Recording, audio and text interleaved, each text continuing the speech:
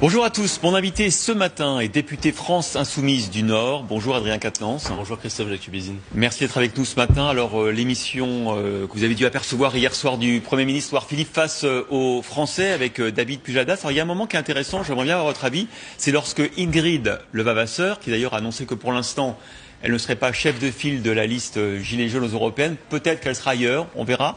En tout cas, elle a renoncé pour le moment. On va écouter ce qu'elle demandait au Premier ministre hier soir concernant les casseurs ou les gilets jaunes qui sont soupçonnés coupables de violence. On l'écoute. Maintenant, je vous demande à vous et au Président de la République de cesser toutes les procédures en cours ou d'effacer les peines encourues sur les gilets jaunes. Est-ce que vous êtes d'accord, Adrien Quatennens, une sorte d'amnistie générale pour les gilets jaunes ?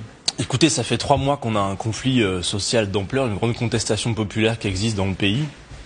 Et 3 mois que le gouvernement n'entend pas donner suite aux principales revendications qui d'ailleurs, vous le savez Christophe Jacubizine, dépassent le cadre de ceux qui mettent des gilets jaunes dans les manifestations, des revendications qui sont majoritaires dans le pays. On va en parler, ne vous inquiétez pas. Donc la réponse du gouvernement est une réponse tout répressive.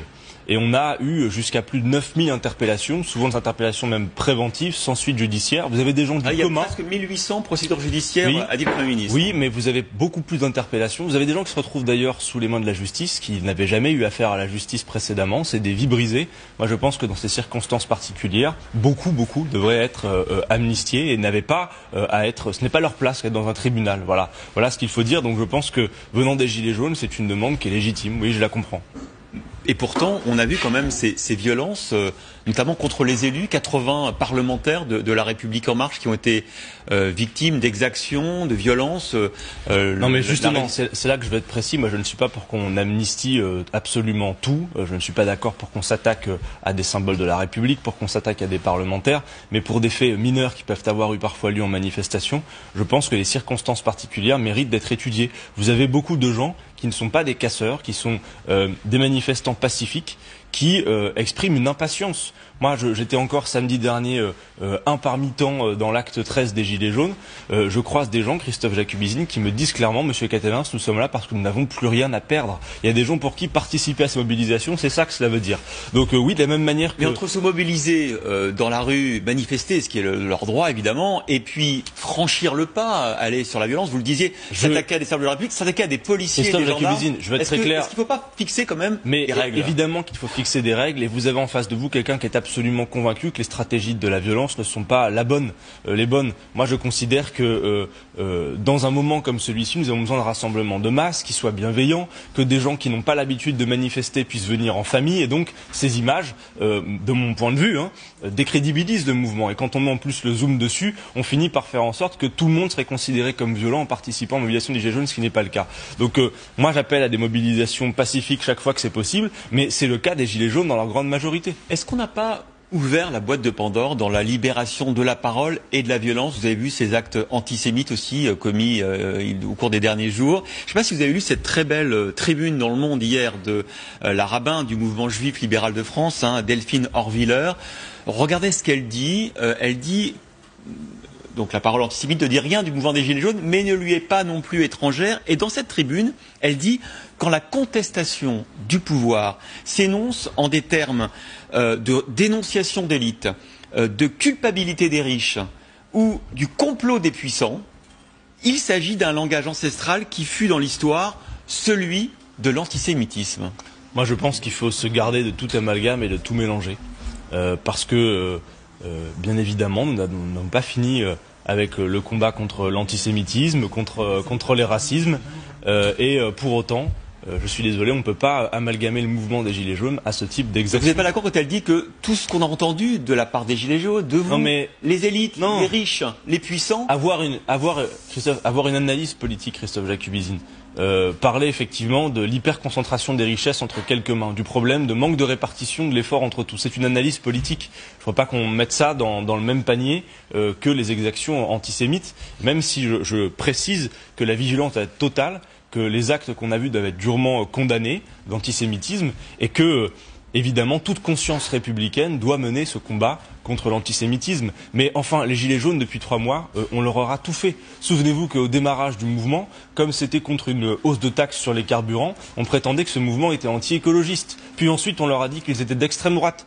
Puis ensuite, parce que chaque semaine, c'est vrai, il y a des phénomènes de violence, on a résumé ce mouvement à la violence, alors que la violence est minoritaire en son sein. Puis maintenant quoi? On va leur dire qu'ils sont complotistes, qu'ils sont antisémites? Parfois, ils sont complotistes. Certains d'entre eux sont complotistes. Vous pouvez pas dire le contraire. Christophe Jacubizine, ce mouvement est un mouvement populaire et par conséquent, il charrie y compris des contradictions. Vous l'avez vu, au sein des mobilisations de Gilets jaunes, vous avez des gens qui sont de tendances politiques différentes et parfois, et pour la grande masse d'entre eux, sont très éloignés d'ailleurs de la politique. Et ça qui est positif, c'est qu'ils se réapproprient la chose politique.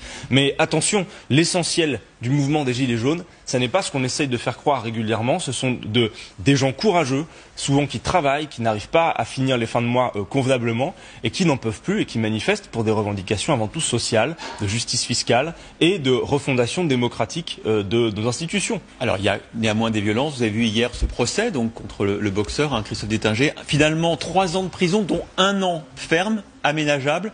C'est une décision que vous trouvez équilibrée au final? Parce qu'il ne fera pas de prison, il aura une peine aménagée. Il ne m'appartient pas de commenter en tant que tel des décisions de justice. Ce que je dois dire, c'est qu'on aurait pu s'attendre à une condamnation plus lourde, on pouvait la craindre. Moi, son témoignage m'a bouleversé lorsqu'il a fait cette vidéo. Et ces actes vous ont bouleversé aussi. Bien évidemment qu'il n'est pas acceptable que l'on s'attaque à la police, aux gendarmes, comme ça a été fait. Mais je dois dire que le sentiment qui a été celui des Gilets jaunes dans l'affaire de M. Détinger, c'est celui d'une justice à 2 vitesses. Enfin, à l'heure où ce monsieur... hier.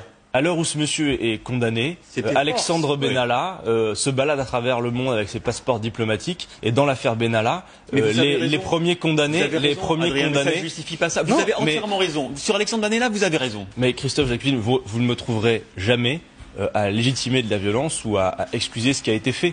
Et bien évidemment que ces images ne sont pas acceptables. Et d'ailleurs, je crois que ce monsieur lui-même a exprimé ses regrets, a exprimé même hier devant le tribunal sa honte.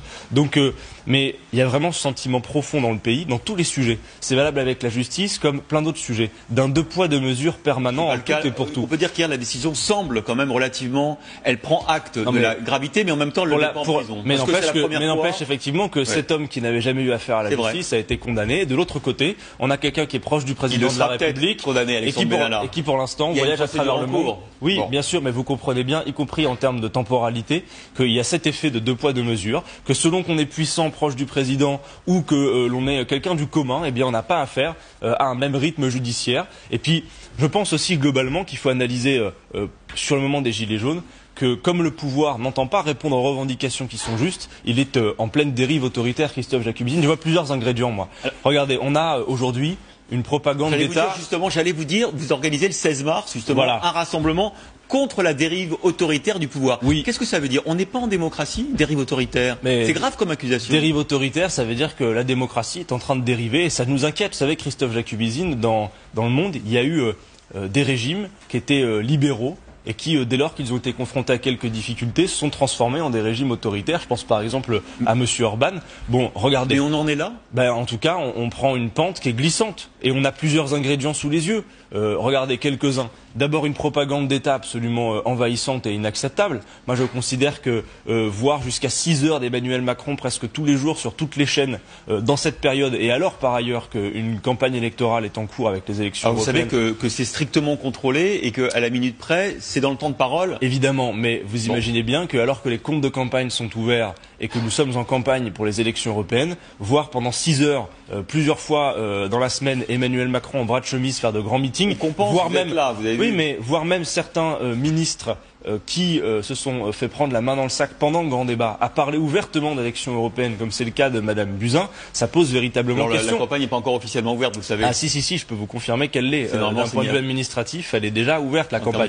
Mais je ne veux pas m'écarter de mon analyse. Donc, une propagande d'État. Une répression d'ampleur, je l'ai dit, beaucoup d'interpellations pour intimider, sans suite judiciaire, et puis surtout beaucoup de blessés. Récemment, chez un de vos confrères, Christophe Castaner disait, il y a 200-300 casseurs identifiés en France. Comment explique explique-t-il alors les centaines de blessés qu'il y a eu et les débordements qu'on a pu voir aussi dont les manifestants ont été victimes? Enfin, on ne peut pas tolérer dans ce pays, qui est celui des libertés fondamentales, que l'on aille en manifestation et que l'on en ressorte mutilé à vie avec un œil en moins, une main en moins. Bref, tout ça, accompagné de lois liberticides qui ont été votées à l'Assemblée, qui sont des lois de circonstance, comme la loi anti-casseurs, qui en vérité est une loi anti-manifestant, provoque un climat particulier qui fait que le 16 mars, en effet, nous appelons toutes celles et ceux, par-delà leurs appartenances politiques, qui sont attachés à l'état de droit, aux libertés démocratiques, à venir se rassembler et rejoindre ensuite le cortège des Gilets jaunes. Contre ce que vous appelez la dérive autoritaire du pouvoir, est-ce que, comme François Ruffin, il y a quelques mois, vous êtes aussi le porte-parole, c'est comme ça que c'était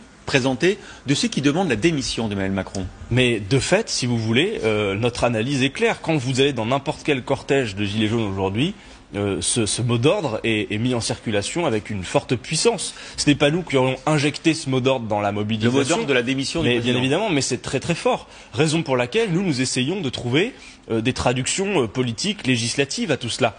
Hier à l'Assemblée nationale, en commission des lois, vous avez proposé votre proposition de référendum d'initiative citoyenne. Nous sommes actuellement dans le cadre d'une niche parlementaire de la France Insoumise, donc 6 de nos propositions de loi vont être étudiées et nous avons fait une proposition pour le référendum d'initiative citoyenne. Ce référendum d'initiative citoyenne, il était présent dans notre programme, donc ça précédait même le mouvement, mais évidemment parce que c'est l'une des revendications principales, il nous semble important de le porter à ce moment. Vous savez, ce n'est pas quelque chose qui viserait à mettre à bas la démocratie représentative, c'est de faire en sorte, au contraire, de faire respirer tout ça, mais de faire en sorte que le citoyen puisse être à l'initiative proposée à abroger une loi. On va être très concret dans votre proposition d'Éric. En fait, on pourrait avoir des référendums à la demande de 900 000 citoyens, 2% du corps électoral pour une nouvelle loi, par exemple. Il faudrait le double si on voulait révoquer, par exemple, le président de la République.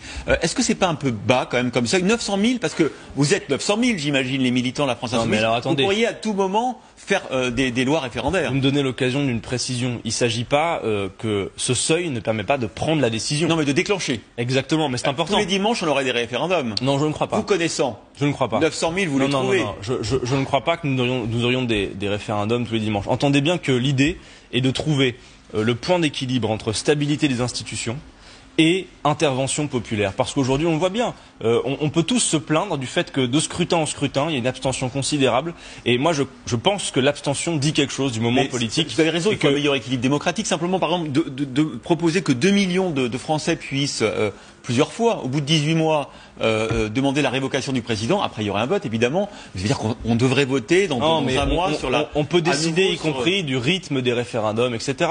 Mais ça a une vertu. C'est que du coup, ce n'est pas 2% ou 5% qui est appelé à prendre la décision, mais qui met en partage l'initiative avec le peuple tout entier. À ce moment-là, il y a une campagne électorale, bien sûr, qui démarre. Et puis, je m'en garde sur une chose. Le droit de révoquer les élus ne veut pas dire, Christophe Jacubizine, que chaque matin, on va chasser les élus de leur place. Ça a une première vertu qui est d'obliger l'élu. Si beaucoup d'élus, par exemple dans certains quinquennats précédents, savaient qu'à mi-mandat, il y aurait l'hypothèse... C'est pas un peu court 18 mois pour faire des réformes. Ça veut dire qu'au bout de 18 mois, on serait déjà jugé. Alors, c'est pas juger sur toute sa politique, c'est juger sur la bonne corrélation avec le mandat qui vous a été confié. Alors, regardez, moi, je vous dis... Attendez, on va être très concret. Emmanuel Macron, il applique son programme. Il applique son mandat. Oui, mais Emmanuel Macron, mais la question que ça pose, c'est est-ce qu'Emmanuel Macron a une base sociale véritable pour mener ce programme? Par ailleurs, vous dites qu'il n'est pas sorti du programme présidentiel. Il y a beaucoup de choses qui ont été réalisées qui n'avaient pas été annoncées. Je pense à la suppression de l'impôt de solidarité sur la fortune. C'est dans le programme. Non, mais ce qui a été fait. La taxe d'habitation, c'est dans le programme. Ce qui a été fait sur le rail récemment. Bref, il y a beaucoup de choses que les gens n'ont pas. Puis par ailleurs, les gens n'ont pas voté pour Emmanuel Macron par enthousiasme programmatique. Ils ont d'abord et avant tout, et vous le savez, voté pour éviter le péril de Madame Le Pen qui était annoncé. Qu'est-ce que vous avez voté, vous d'ailleurs, tiens? Mais moi, je garde mon vote secret. Il est secret, le vote, encore une fois. Est-ce que vous avez voté pour éviter le péril de Marine Le Pen? Mais mon vote est secret. Et précisément parce que au sein du mouvement... C'est pas très compliqué à dire ça, si vous avez voté ou pas pour éviter le péril de Marine Le Pen. Je garde mon vote secret. Et je peux vous dire une chose, Christophe Jacubizine, c'est qu'au sein du mouvement La France Insoumise, il y a eu clairement 3 comportements distincts à peu près similaires en nombre. Des gens se sont abstenus ou ne sont pas, n'ont pas participé au vote. Vous avez des gens qui ont voté blanc, des gens qui ont voté pour Emmanuel Macron. Et il y a des gens qui ont voté pour Marine Le Pen, peut-être? Non, honnêtement, je ne le crois pas. Vous êtes sûr dans les électeurs de la Le niveau de compatibilité d'un programme qui prône la planification écologique, le partage des richesses, l'augmentation des salaires comparé à cette femme qui court les plateaux télé pour dire qu'elle n'est pas d'accord avec l'augmentation du SMIC à un moment où le peuple le réclame, je crois que le niveau de compatibilité est faible. De la priorité écologique. Hier, vous aviez une niche parlementaire, vous avez fait 5 propositions. Oui. La 5e proposition, c'est l'interdiction du glyphosate. Il n'y a aucune chance de se discuter parce que vous l'avez mis à la fin. Pourquoi vous avez mis si bas l'interdiction du glyphosate? Alors c'est pas si bas, elle est pas à la fin. Il y a d'autres propositions. Oui, enfin, 5e position, c'est loin. Non, mais dans tous les cas, nous on nous explique aussi qu'à l'Assemblée, en une journée, on a le temps d'étudier ces 5 propositions. Non, sur le glyphosate, ce que nous voulons faire. Vous auriez pu la mettre en 1 ou 2. Mais on a le référendum d'initiative citoyenne. Alors en 2 le glyphosate, mais pourquoi pas. On a le travail détaché aussi. C'est important. Tout est important. Vous l'avez mis en 5e position. Sur le glyphosate, nous faisons cette proposition de loi qui permet de respecter la parole présidentielle, puisque souvenez-vous-en, Emmanuel Macron s'était engagé. C'est vrai. Alors ça vaut quelque chose. Twitter, en 3 ans, il avait à la 3 ans et il y a déjà renoncé, puisque lors d'un débat devant les Français, il a dit qu'on n'arriverait pas en 3 ans. Exactement. Donc je suis d'accord. Notre proposition de loi vise à une chose, faire en sorte que la parole présidentielle soit respectée, excusez du peu, et donc nous proposons l'interdiction du glyphosate pour 2020, parce que nous savons qu'aujourd'hui le modèle agricole extrêmement intensif en chimie empoisonne les agriculteurs, empoisonne nos assiettes. Vous savez que le glyphosate, on en retrouve dans 100% des urines testées, Christophe Jacubizine, mais nous savons que le modèle agricole est aujourd'hui hyper dépendant. Mais on peut faire autrement, donc il faut politiquement le décider. On ne peut pas toujours remettre ça à plus tard, et au niveau européen, contrairement à ce qui est raconté, y compris par La République En Marche, vous savez que l'interdiction n'a pas été décidée. L'Union européenne a en fait renouvelé l'autorisation pour 5 ans. Mais ni vous ni moi ne sommes en capacité de dire si après ces 5 ans, ça sera interdit. Donc il faut en prendre la décision politique et changer de modèle agricole par ailleurs pour nos agriculteurs, mais également pour l'alimentation de nous toutes et tous. Encore une question. Hier, 86 députés ont demandé qu'on réfléchisse à un retour d'une autre taxe carbone, sans doute plus efficace et plus acceptée. Vous n'avez pas signé, vous, le retour de cette fiscalité écologique. Pourquoi? Non, moi je pense qu'en matière d'écologie, ce qu'il nous faut, c'est une planification écologique d'ampleur, qui soit un projet politique global et pas juste une mesurette fiscale. Bien évidemment qu'il y aurait beaucoup en matière de fiscalité à faire sur la question écologique, par exemple en mettant fin à certaines niches fiscales anti-écologiques, mais en matière de fiscalité, s'il s'agit de remettre de la justice, parce que c'est l'ambition qu'ont notamment les députés qui ont signé cette tribune de la justice fiscale, moi je fais une seule proposition ce matin sur votre plateau, que nous avions déjà formulée, celle d'un système d'impôt non plus à 5 tranches, ce qui concentre tout l'effort sur les contribuables les plus modestes, mais à 14 tranches, qui permettent de mieux répartir l'effort, et tenez-vous bien, avec ce système, toutes celles et ceux qui gagnent moins de 4 000 € par mois, ça fait du monde dans ce pays, paieraient moins d'impôts. Je pense que le principal problème en matière de fiscalité, c'est pas un débat entre trop d'impôts ou pas assez d'impôts, c'est pour qui il y en a trop et pour qui il n'y en a pas assez. Il faut une meilleure répartition de l'effort entre tous. C'est ça qui est urgent, c'est ça qui est au cœur de ce mouvement, et je crains, Christophe Jacubizine, puisqu'on arrive bientôt à l'issue de ce grand débat qui est en fait inconséquent, eh bien, je crains qu'il y ait un grand désespoir derrière si ces principales mesures ne sont pas prises. Alors, en tout cas, il y a des mesures qui ne seront pas prises. C'est Édouard Philippe qui l'a annoncé hier. On l'écoute, c'est celle-là. Si vous pensez qu'il y a un niveau de prélèvement, impôts et taxes trop élevé en France, on est d'accord. On est dans un pays où le niveau des prélèvements obligatoires est manifestement supérieur à ce qui se pratique dans d'autres pays. Est-ce qu'on paye trop d'impôts, trop de prélèvements en France ou pas? Le problème, Christophe Jacubizine, n'est pas celui, comme je le disais, de trop d'impôts ou pas, c'est la question de la répartition. Aujourd'hui, les contribuables les plus modestes, ce qu'on va appeler à la SERP la classe moyenne, c'est vrai, concentre tout l'effort fiscal sur son dos. Et plus vous gagnez, à proportion de vos revenus, moins vous payez. C'est un problème.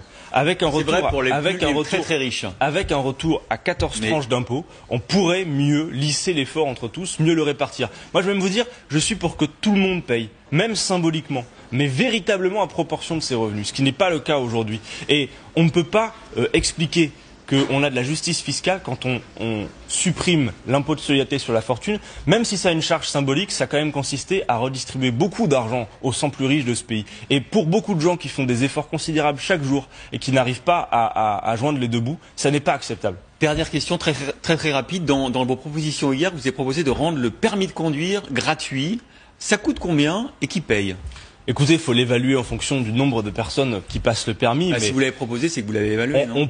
On peut, dans le cadre de nos contre-budgets, tout ça sera chiffré évidemment. Moi, je porte pas spécifiquement cette proposition de loi, mais je vous apporterai la réponse sans difficulté. Une chose est sûre, en tout cas, Christophe Jacubizine, c'est qu'aujourd'hui, le permis de conduire coûte très cher, et vous savez qu'il est absolument indispensable pour pouvoir trouver un boulot. Et qui doit payer, c'est les contribuables, ceux qui payent les impôts. Mais on peut trouver un système, notamment pourquoi pas par de la fiscalité écologique, qui permettrait la revoilà. Non, pas la taxe carbone, mais on n'a pas de difficulté pour ça. J'ai même vu d'ailleurs que pour payer les nous, on est pour que ça se fasse dans le cadre d'un service national universel que nous avons proposé, qui est plus conséquent que celui que propose Emmanuel Macron, dans lequel il y aurait en plus des examens de santé et des examens scolaires, la capacité à passer le permis de conduire. Mais vous savez, même ça pose problème, pas que pour les plus jeunes. Vous avez des gens qui, à 40 ans, pour pouvoir trouver un boulot, ont besoin d'avoir le permis de conduire et qui sont empêchés de trouver leur travail et de pouvoir accéder à l'emploi, justement parce qu'ils ne peuvent pas passer le permis de conduire. Donc c'est une des propositions que nous formulons, comme d'autres, on aurait pu parler du travail détaché ou bien d'autres, et on verra ce que la République En Marche fera de ces justes propositions qui, je pense, sont soutenues dans le pays. Merci beaucoup Adrien Quatennens d'avoir été notre invité ce matin. On retrouve tout de suite Pascal de la Tour du Pin.